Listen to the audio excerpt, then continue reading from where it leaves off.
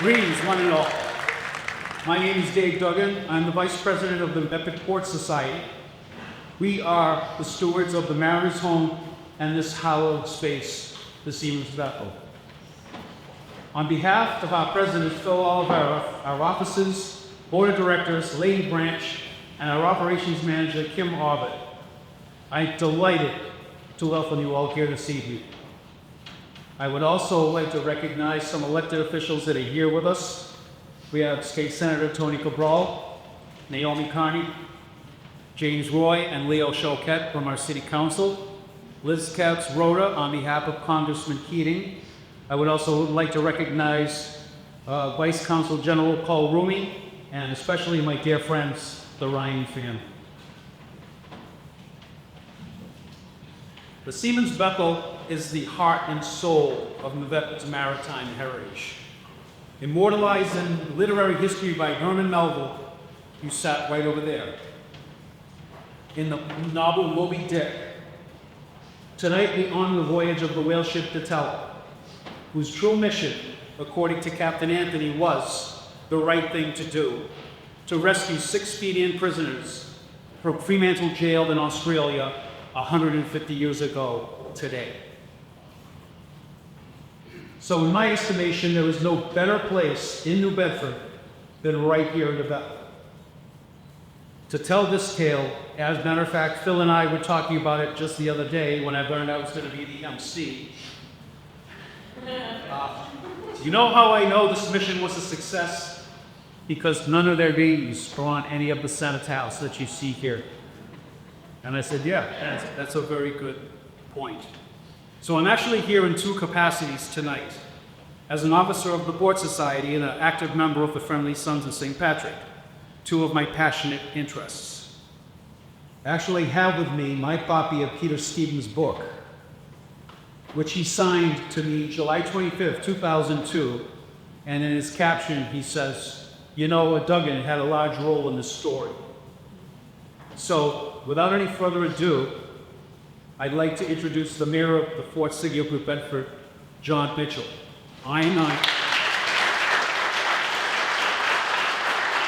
So, this morning, Mayor Mitchell was down in New York City raising a replica flag of the actual flag that flew back in 1876. And battling I-95, they managed to get up here in better time than I usually make. And we were able to raise that flag down to City Hall. And I'm really happy that Mayor Mitchell has seen the light as far as to me, it's one of the best stories and greatest rescues that not many people have ever heard of. And it really gives me great pleasure, and thank you very much. So I'd like to bring up here John Mitchell.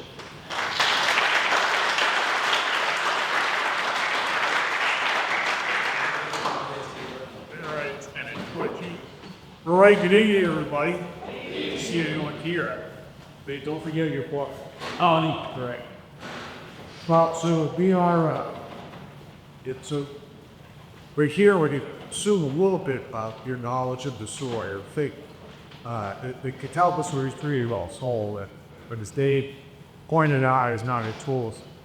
It has not been told enough on our issue, and so we wanted to put on a program this week to commemorate the 150th anniversary of the escape itself. And the escape took place over 3 days in April of 1876, and this was the first day of sending the tea.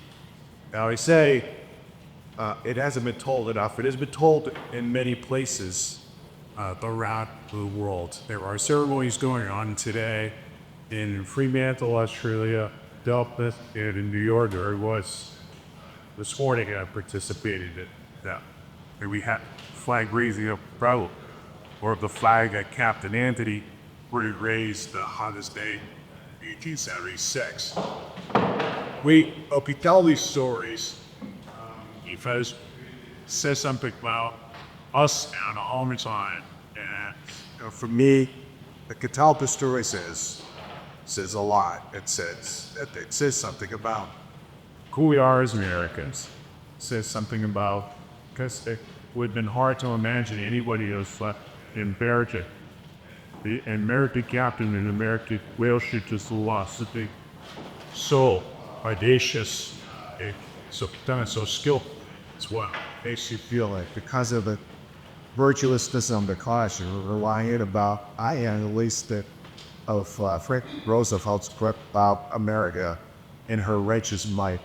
Says this: American spikes or we're a great nation, we're every day today, good nation as well. This was an act of greatness, the goodness that we celebrate today. I also think it says something about our city, New Bedford. Stories remind of just how extensive New Bedford and their tentacles across the planet. This is even after after P or whaling. So some 20 years after whaling, almost 20 years after whaling peaked out in the United States, it got all of it and supplanted by other sources of water.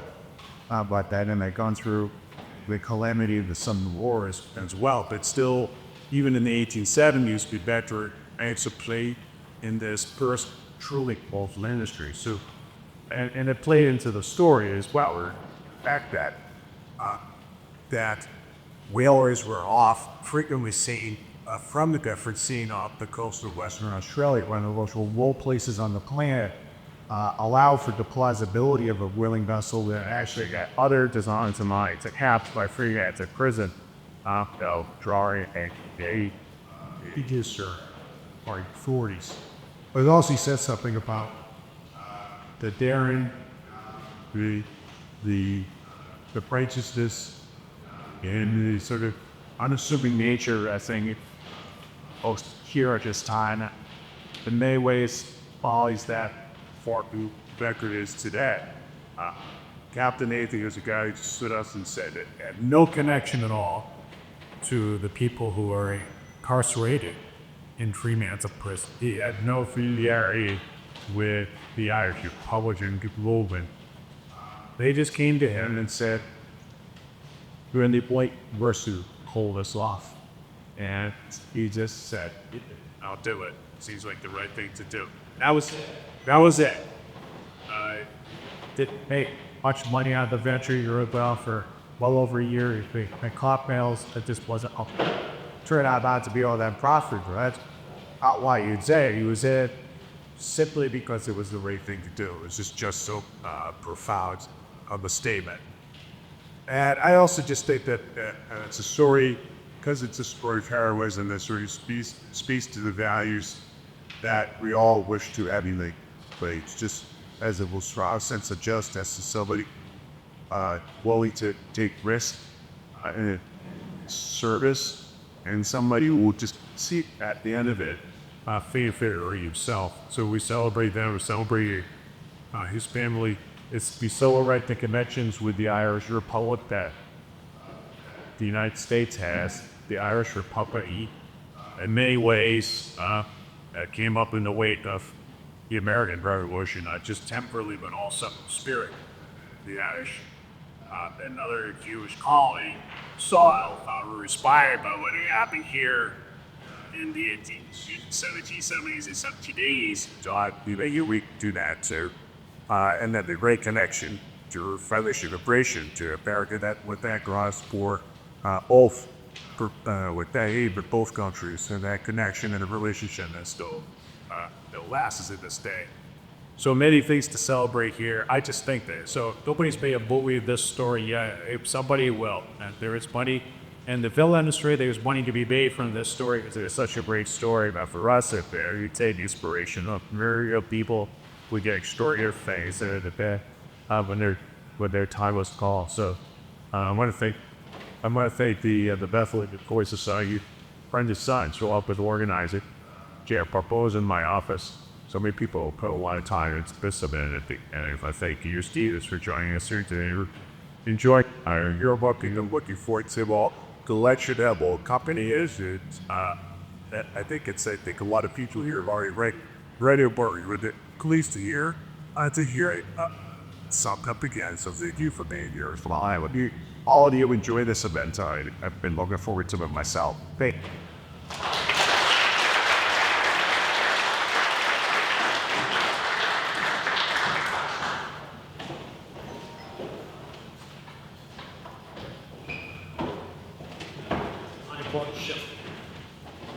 Thank you very much, Mayor Mitchell. That was awesome, and I'm glad you're on board with it. No pun intended. Very good. Next, I would have the pleasure of introducing Vice Consul of Ireland, Paul Rummy. Paul, would like to come on up.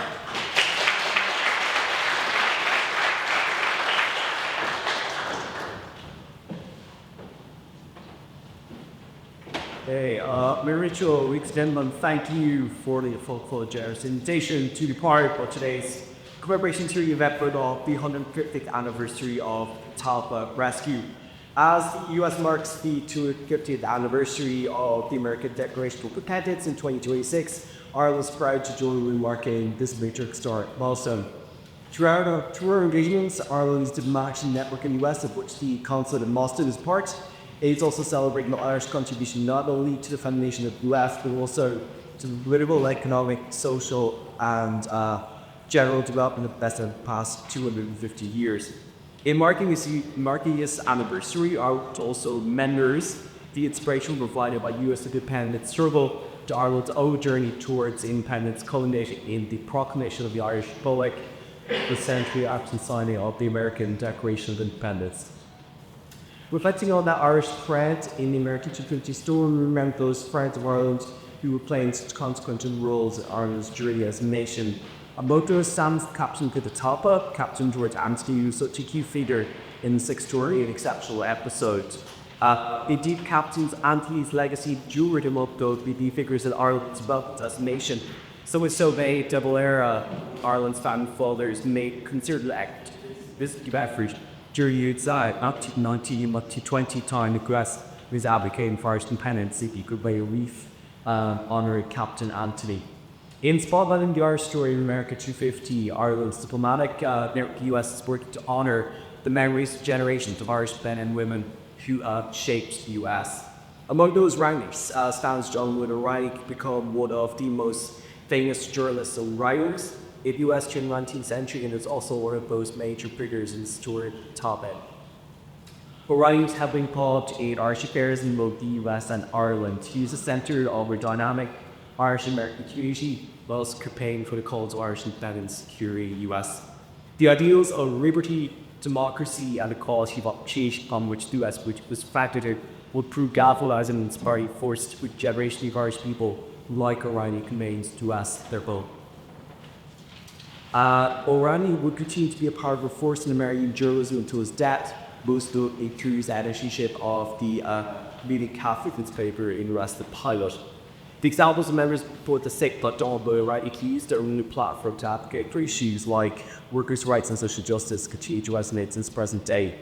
Now, discourse the importance of the ideas that underpin Ireland's international engagement, as well as our long-standing partnership with the US. So thank you again for the opportunity to address today's gathering. I look forward to hearing much more about the speakers to come about the 6 episodes in our shares, US Irish history, and you guys.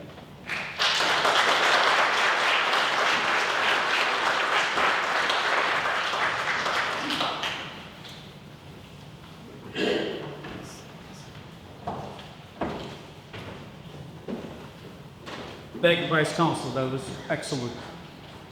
At this time, I'd like to introduce my friendly son, brother, and a president of our organization, Brian Kirby, to say a few words. Brian?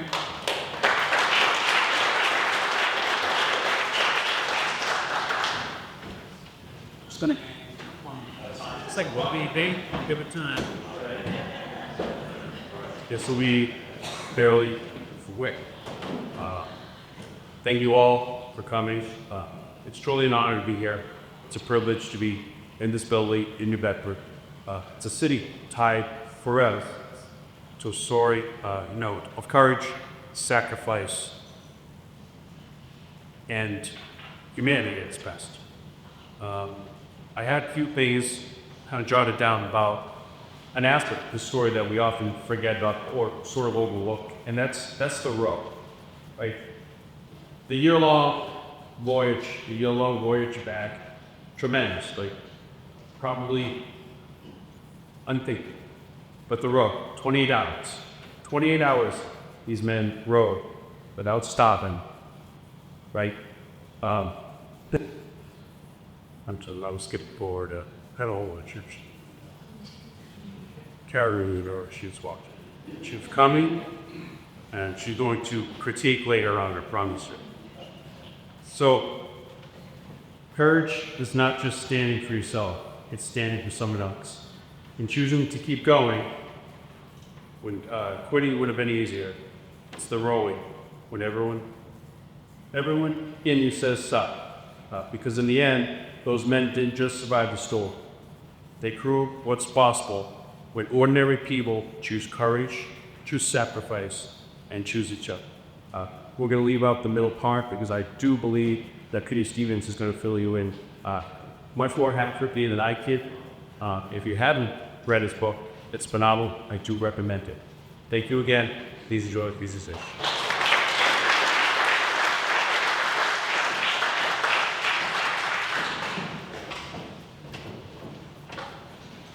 Thank you, Brian.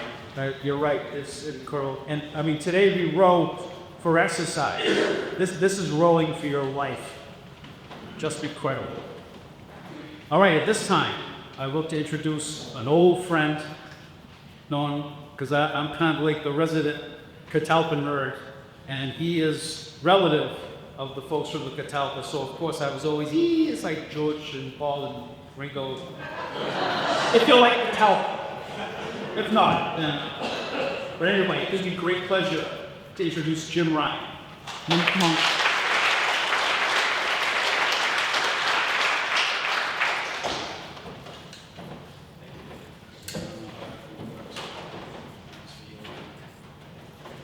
Heck, the up too. But after Many years ago, I bumped into a friend, Bethel, and he said to me, "There's going to be a play up the Catalpa down at the family whaling this evening. You gotta go." I said, "Okay, we'll go." So Sadie and I walked down to the Whaling Museum. There was people selling CDs and T-shirts. I bought a couple of shirts and a CD. We sat down and listened to this play called Cashman's Diet. Dennis Cashman was one of the gentlemen on Cucamonte on his way to Freedom. And when I got done, I walked down and I said to one of the guys, his old steward, I said, "Hey, this is great, I really enjoyed it." He goes, he scares at me. "What is your relationship to Catalpa? What do you know about it?" I said, "Well, my great-grandfather was Catholic." Chaos. Peter Stevens, he was there. Anyway, why I tell you this, all these people ran down, Mark Day and Stevens and a couple of other people, and I was in circle, and they wanted to go to my house and there. This one guy said, "You gonna be stuffed?" So I brought him back to the house, but before I could, Peter Stevens said something to me I'll never forget. He goes, "This guy had no skin in the game. Why did he do it?" And in all honesty, I said to him, "Well, I remember talking to my grandfather, and he said it was the right thing to do." And Peter put it in his book. And, like, what I want to try to educate you about this afternoon is to get into a little bit of an understanding of what my great-grandfather was like. I've spent a lot of years going over my great-grandmother's clippings and writings and some of his writings. And I thought I'd try to educate, so maybe before I'm done, won't be long, hopefully you get an idea of why he did what he did. He was born into a Quaker family.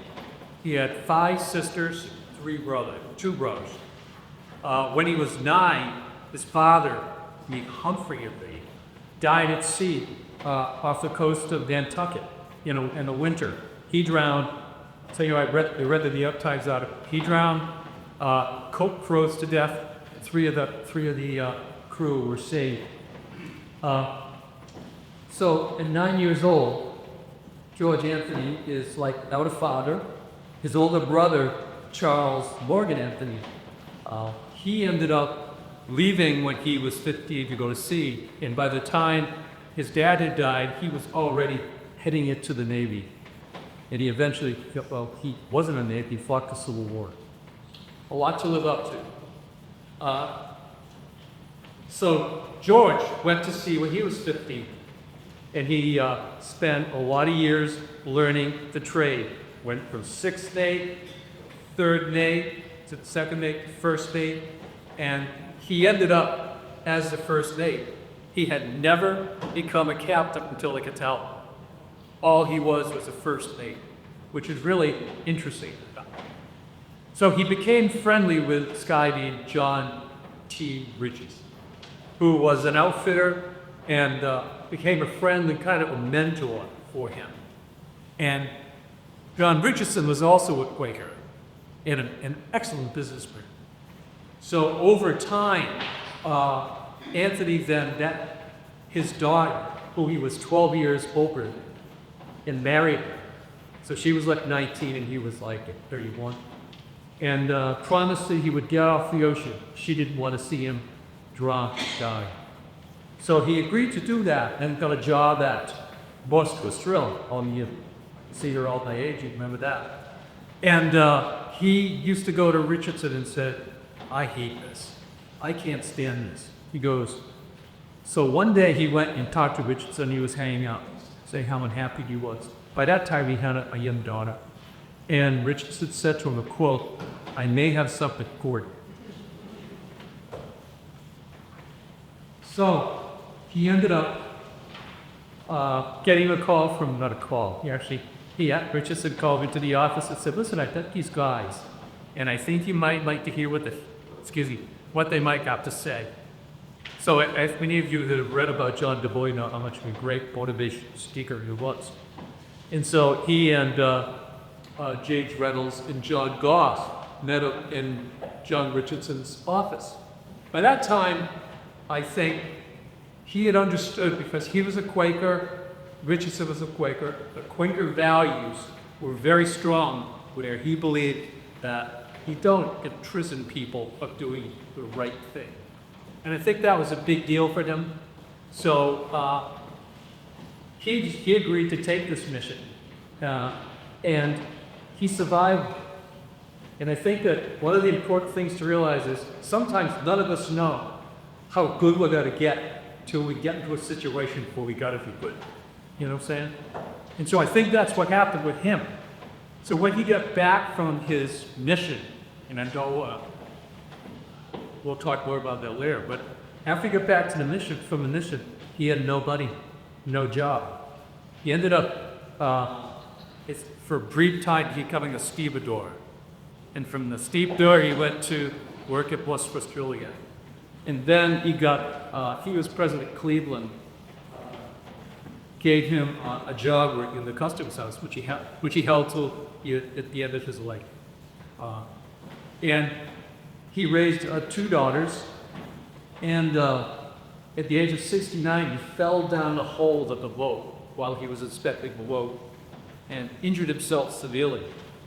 For, I think, 3 months he was in the hospital, and he ended up going back to the job. And from all the articles I read, newspaper, etc., they said that he was doing fine until he got a little cold. And the cold progressed to pneumonia, and then he died from the pneumonia. So the important thing to realize, I think, is what people thought of it. If you only really get to know people by other people watching you, you know, like when people watch you when they don't know you're watching. And it's a great way to judge a character. So what I'm going to do is I'm going to read you this obituary from 1913. I found it in my great-grandmother's scrapbook many years ago, and I made copies of it. Whenever I get to talk about this, I like to read this. So I think I find her quite emulate my life after some of this. Here we go. This is a gentleman, I don't know who the author is. This gently spoken, smiling, unassuming man, quietly going about his way, in this town for generations, occupied with prosaic work, who has just gone out for what we describe as life. How could he be a hero of thrilling and romantic adventure if he was the living demonstration, Emerson's declaration that the world is a proud place